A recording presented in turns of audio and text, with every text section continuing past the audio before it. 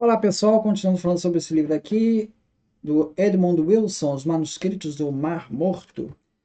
Ali ele vai falar então sobre a descoberta ali do Mar Morto, né, dos textos do Mar Morto, né, e que aquilo foi, né, destruído em 70, na destruição de 70. Porém, ainda continua em uso. Né, aqui na página 46 ele diz assim, porque foram encontradas moedas datadas posteriormente a 70 lá, tá?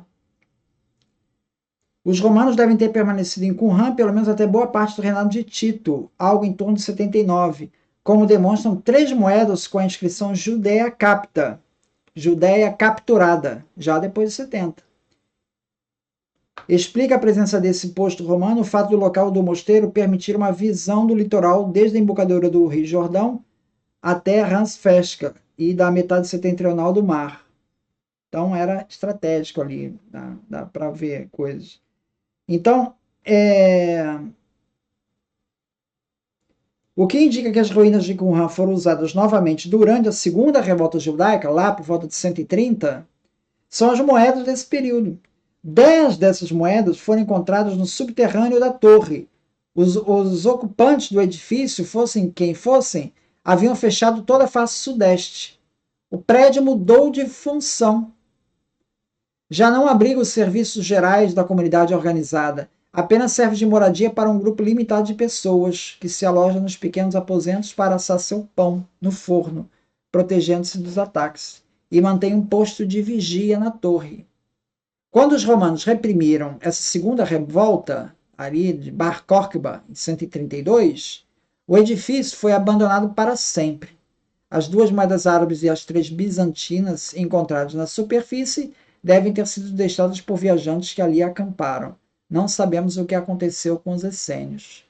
Então veja, mesmo depois de 70, aquilo ainda foi usado, mas já não pelos essênios, com a comunidade, já não aqui, já era outra proposta, né? Então achei interessante aqui. Com relação à datação, a datação baseadas em evidências paleográficas, é possível situar o rolo de Isaías, que é o mais completo, mais bonitinho, mais bem preservado que foi encontrado, por volta do ano 100 a.C. Então, veja, apesar de aquilo ter sido destruído em 70, o rolo de Isaías data de 100 a.C. A análise das cerâmicas também encontradas permitiram identificar que trata-se de jarros pré-herodianos e datam de fins do último século anterior a Cristo, no máximo.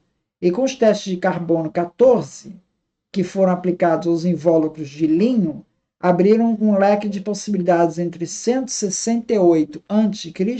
e 233 depois de Cristo. Mas aí depois de Cristo, como é que pode? Mas isso é por causa da datação do carbono, que ele tem uma margem, né? É a margem do carbono. Então, poderia ser até 168 a.C. para algumas achados.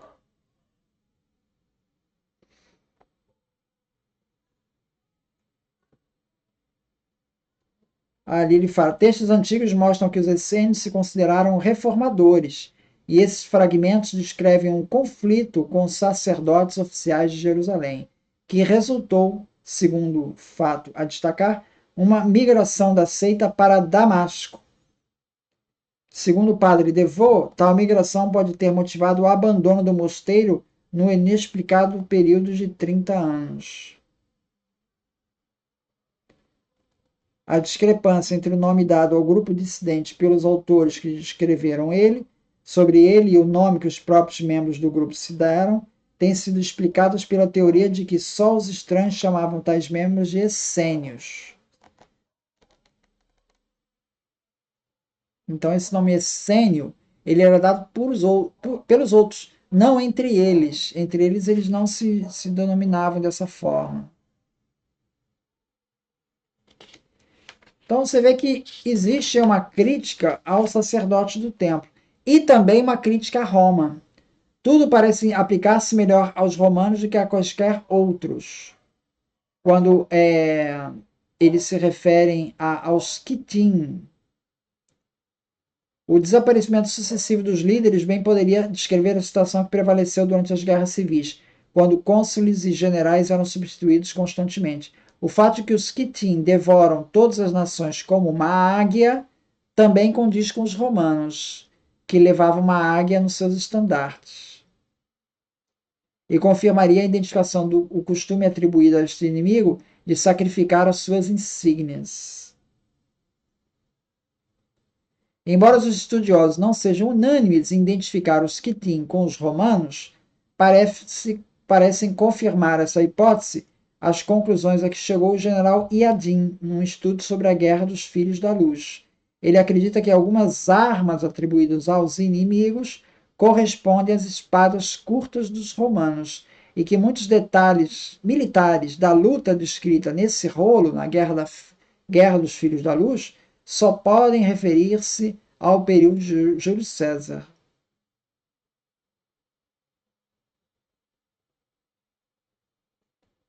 Então, os Quitim de Assur e os Quitim do Egito seriam os sírios e os egípcios aliados dos romanos. Então, veja, existe uma crítica aos sumos sacerdotes do templo e uma crítica também à ocupação romana.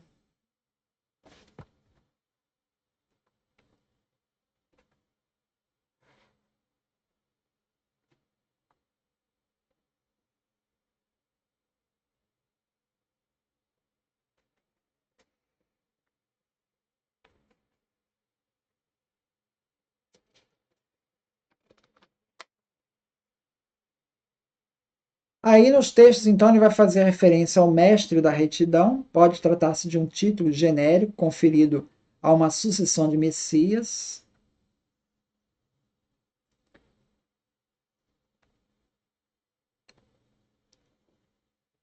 E essa expressão filho do homem vai aparecer para designar o Messias no livro de Enoque.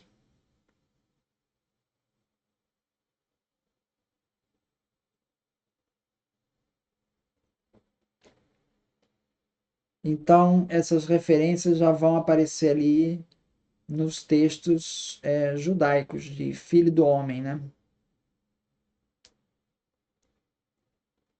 E também ali nos textos, então, que aparecem no Mar Morto.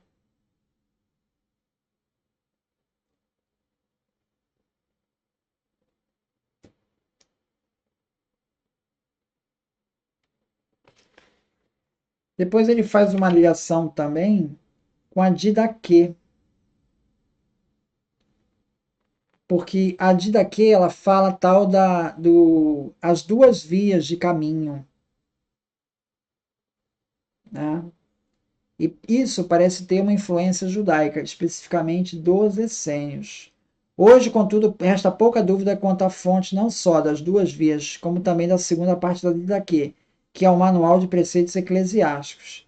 Temos aqui, tal como no Manual da Disciplina do Mosteiro do Mar Morto, os dois caminhos da luz e das trevas, que conduzem respectivamente à vida e à morte. Tá? Temos o batismo, também na Didaquê, que, como sabemos, era fundamental para o ritual da seita dos essênios. Então, ele traça alguns paralelos entre a Didaquê e os essênios. Pode ter aí, talvez, uma influência aí.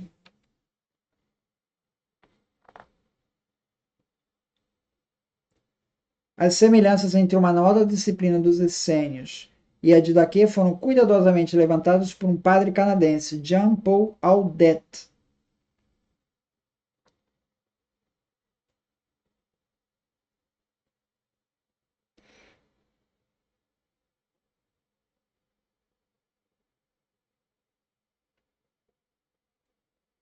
E ali ele também vai traçar um paralelo com o Pastor de Hermas, outro texto usado pelo cristianismo primitivo.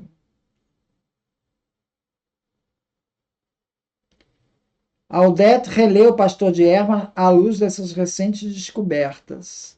Ele afirma que sempre foi difícil explicá-lo exatamente por que os estudiosos o abordaram pelo que ele não é, quer dizer, a relação com o cristianismo. Abordando pelo que ele é, percebe-se que se trata de um produto perfeito das doutrinas da Irmandade dos Essênios. O Deus, o Filho de Deus e o Espírito Santo de Hermas não formam uma trindade. É Deus que domina o pastor. O Filho e o Espírito são mencionados apenas como conexões especiais. A igreja da qual Hermas fala não deve sua criação ao Filho de Deus. Tinha já uma longa história, quando este último veio purificá-la e lembrar-lhe os mandamentos divinos.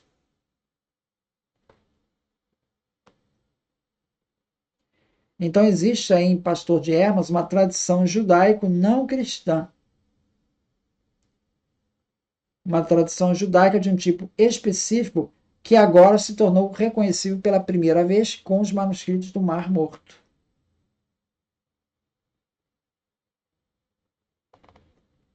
Então veja, ele está traçando paralelos da influência dos textos do Mar Morto em dois textos usados pela cristandade antiga. Tanto a Didaquê quanto o Pastor de Hermas.